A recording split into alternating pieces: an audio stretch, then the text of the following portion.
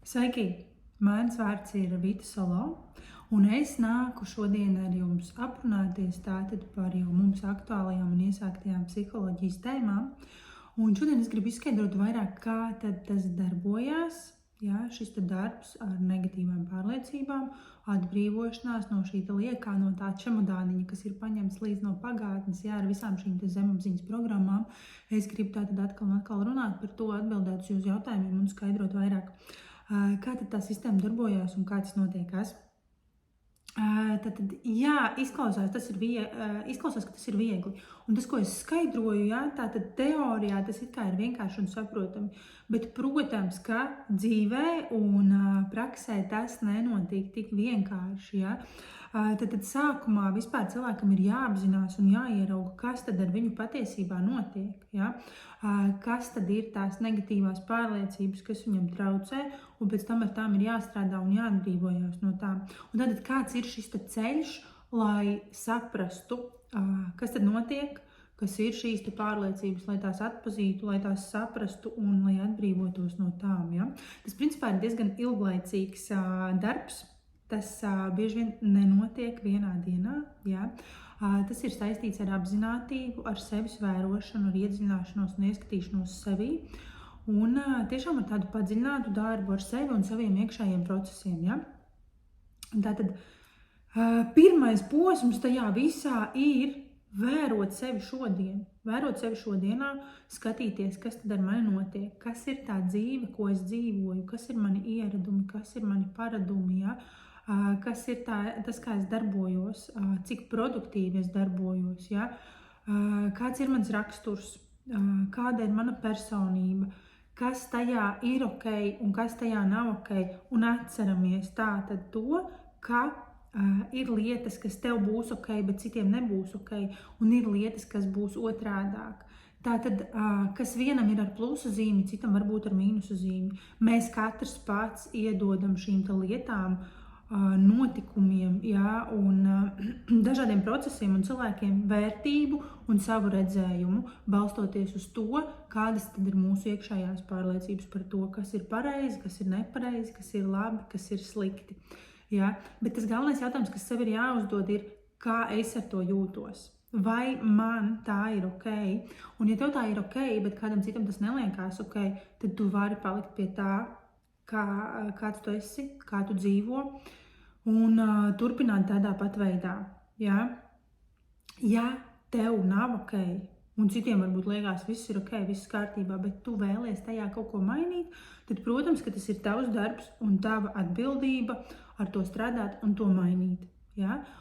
Un tātad galvenais indikators un galvenais rādītājs būs tava sajūta par to, kā tad es ar to jūtos. Vai man ir ērti, vai man ir labi, vai man ir komfortabli, vai tas palīdz man dzīvē virzīties uz priekšu.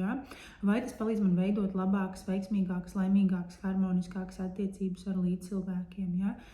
Vai tas palīdz man attīstīties manā karjerā, manā izaugsmē, vai tas palīdz man labāk iekļauties sabiedrībā, vai man ir ērti un komfortabli ar to, kā es šobrīd dzīvoju.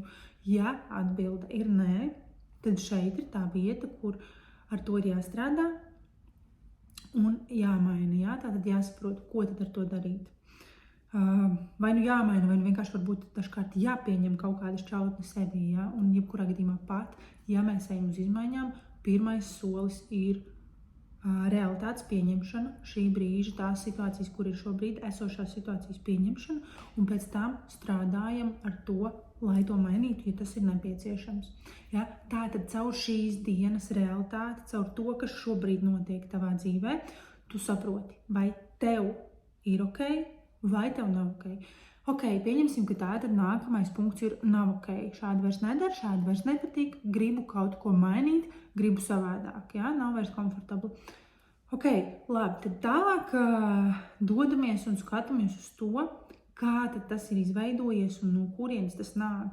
Un principā pirmais punkts, lai saprastu, kur tad šī pārliecība ir izveidojusies un no kurienes tā nāk, ir saprast, kāda emocija manī ir šajos brīžos, šajās situācijās, šodien, šeit un tagad, un atcerēties, kad es pirmo reizi dzīvē izjūtu tādu emociju, kad vēl bija tāds punkts vai punkti, kur es izjūtu tādu emociju, kur es šādi līdzīgi jau jūtos, ja, kas ar mani notika, ko es dzirdēju, redzēju sev apkārt, kādi cilvēki man bija, kādi notikumi, kas manī raisīja šo te sajūtu, kas šodien mani ikdienā patiesībā pavada un veido tos notikumus, kas ir man apkārt, vai ne? Tātad, principā, vienkāršā valodā runājot, tas saucās atrast problēmas sakni. Un sakne ir tajā brīdī, kur šī te problēma tika iesēta tevī, kur tā izveidojās. Tātad pirmais punkts, pirmā situācija tavā dzīvē, kur tu izjūti kaut ko līdzīgu, kur ar tevi notika kaut kāds spēcīgs, emocionāli piesātināts notikums, kas tevi ir veidojis. Un šis te notikums kaut kad tad pagātnē, ja, un tas var būt dažādos vecumos, tas var būt pusauģu gados un 11 gadu vecumā, ja, tas var būt bērnībā, skolas vecumā, tas var būt arī pirmsskolas vecumā, pavisam ļoti, ļoti sen.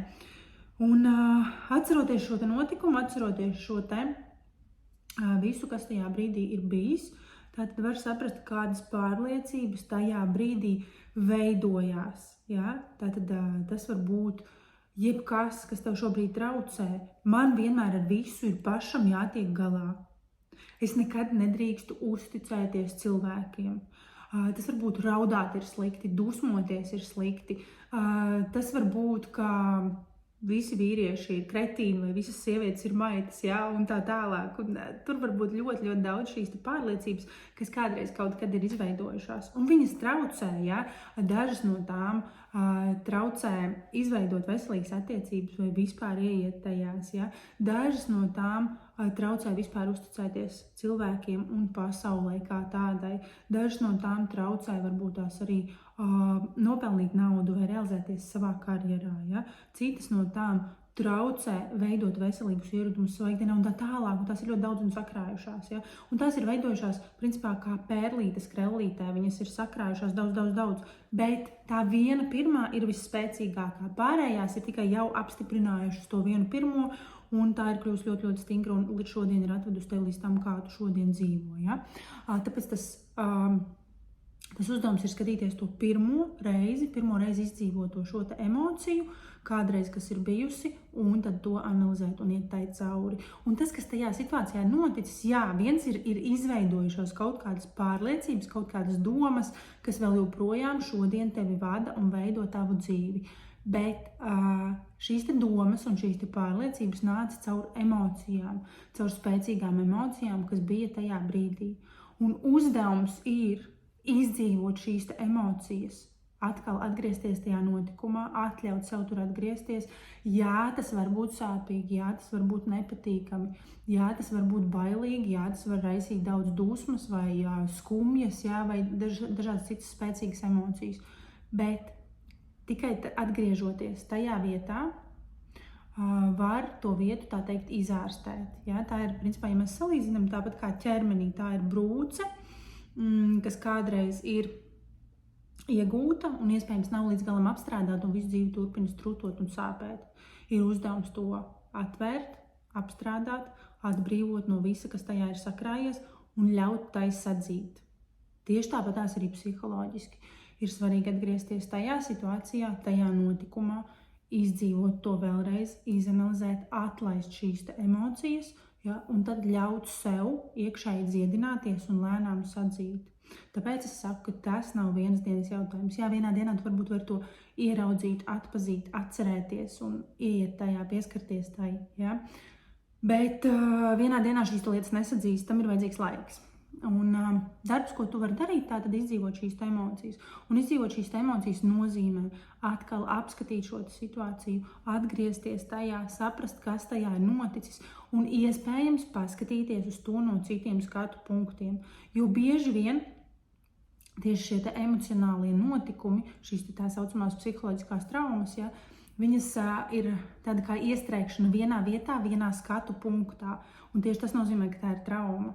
Bet, lai izietu no traumas, ir vērts paskatīties šo situāciju no dažādiem skatu punktiem, ja, varbūt ieraudzīt arī kaut kādas citas lietas un saprast, kāpēc vēl varēja notikt, tā kā notika, un tā teikt, atdalīties, emocionāli atdalīties no šī notikuma. Un jo vairāk varēs to izanalizēt, jo vairāk varēs ar to strādāt, par to runāt, ja, jo vairāk notiks šī dziedināšanās. Dažkārt par vienu lietu, par vienu notikumu, par ļoti spēcīgu notikumu ir jārunā vairāk kārt, kamēr viss iztīrās un psiholoģiski atbrīvojās no visa, kas tad ir uzkrājies tajā laikā.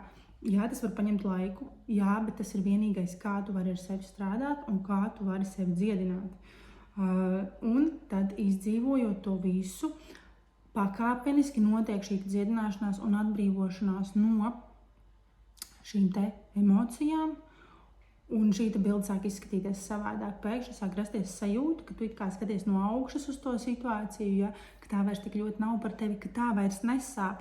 Jā, tas ir noticis, jā, tā ir tava pagātne, jā, tā ir tava pieredze, tā ir tava dzīves sastāvdaļa, bet tā vairs nesāp, tā vairs neraisa tik spēcīgas emocijas šodienā, un tā vairs netraucē doties tālāk, iespējams pamainās arī kaut kādi uzskati, pamainās pārliecības, ja, vai arī vienkārši kļūst vieglāk, un tu vairs tik asi nerēģē uz dažādām citām situācijām šodien, šeit un tagad. Ja.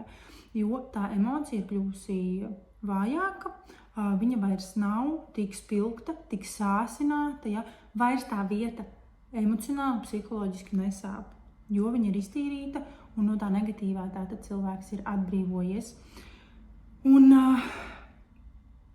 tātad tieši tādā veidā mainās ikdiena, mainās realitāte, mainās attiecības ar citiem cilvēkiem, mainās attieksme pret sevi, attieksme pret dzīvi, ja, mainās šis skatījums uz daudz dažādām lietām un ir daudz vieglāk virzīties uz priekšu. Ja. Un, protams, ir jāsaprot, ka šādas te lietas, šādi te notikumi un pieredzes katrā no mums ir sakrājušās daudz un dažādi. Un tas ir ok, ja, un ar tām visām ir nepieciešams strādāt. Un jo vairāk tās tu spēj pārstrādāt, jo vieglāk un komfortablāk tu vari dzīvot savā ikdienā, vari dzīvot savā šodienā. Tieši tas palīdz virzīties uz priekšu. Un tieši tad, kad tiek nosmelts viss šis te negatīvais, viss šis te sliktais, nepatīkamais, traucējošais, tieši tad ir vieglāk ieraudzīt pozitīvo. Jo bieži vien, kad šīs negatīvās emocijas pārņem, viņas visas ir virspusē. Es iedošu tādu piemēru, ja mēs tagad iedomājamies katliņu, ja, un tur kaut kas vārās, tad parasti tās putas ir augšpusē, un viss tas, tā teikt, labākais ir apakšpusē, vai ne? Apakšā nogrimis. Tieši tāpatās ir šeit, ja. Tātad tas negatīvais, tas saduļķotais, tās putas, jeb tā saucamās negatīvās emocijas, viņas ir pa virsu. Un viņas aizsedz skatu tam, kas tad ir apakšā, kas ir tas vērtīgais, kas ir labais un kas ir pozitīvais. Un tikai tajā brīdī, kad tās putas tiek nosmeltas, ja, jeb viss tas negatīvais, aizmiglotais, aptumšotais, šīs negatīvās emocijas ļoti aptumšo prātu un apziņu, ja, tikai tad, kad tas tiek novākts. Tad var ieraudzīt to, kas apakšā ir labs, kas ir paslēpies vērtīgs, kas ir paslēpies pozitīvs un kas tad ir tas resurss, kas tad var palīdzēt ikdienā virzīties uz priekšu daudz veiksmīgāk, produktīvāk un laimīgāk. Tas ir tas, kā mēs varam ieraudzīt savas šīs stiprās puses un ne tikai savas, vispār dzīvē kopumā visu to pozitīvo. Tātad darbs ir ar šīm te negatīvajām pārliecībām un atbrīvošanos no visa liekā. Es šajā video centos arī izskaidrot tātad, kā tas notiek. Ja tev ir kādi jautājumi, tad droši sazinies ar mani. Tātad atgādinu arī, ka var droši pie maniem pierakstīties uz konsultācijām. Tātad strādājam, darbojamies, lai pēc iespējas vieglāk, pozitīvāk un veiksmīgāk dzīvot savā ikdienā. Tieši tāpatās atstāj savu laiku, droši raksti komentārus, pieraksties uz manu kanālu un tiekamies jau citos video.